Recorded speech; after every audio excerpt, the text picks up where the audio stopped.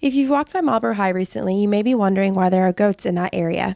Well, they aren't just there to look at. These goats have a job to do. Marlboro decided to take part in a more natural way to control the overgrowth of certain plants in some areas. Priscilla Ryder tells us more.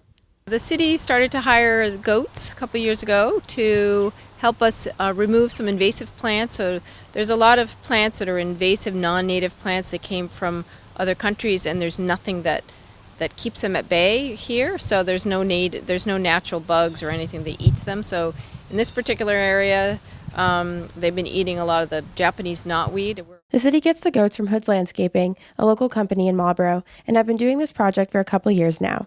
Each year, they are placed when the vegetation is high enough for them to eat. This year, they were placed in Holtz Grove to help maintain some invasive plants in that area. The farmer will move them every week or so, depending on how much food is left. So we try to get them to eat as much as they can and strip the invasive plants down, and then we move them to the next section that needs to be eaten. The goats do help us to sort of maintain stuff without using chemicals, which is sort of the greener thing to do, which is great. Last year, they were at Lake Williams eating the overgrown bittersweet weeds and poison ivy that were too difficult for people to handle. Priscilla tells us goats will eat just about anything, so they are perfect for the job.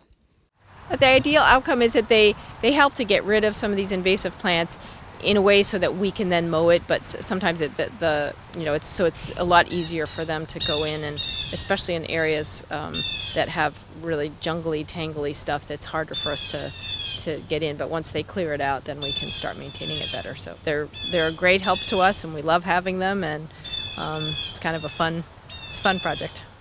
These goats will only be here for a couple more weeks. The city warns people not to touch the electric fence or pet the goats, but if you haven't seen them and the amazing work that they are doing, be sure to take a look.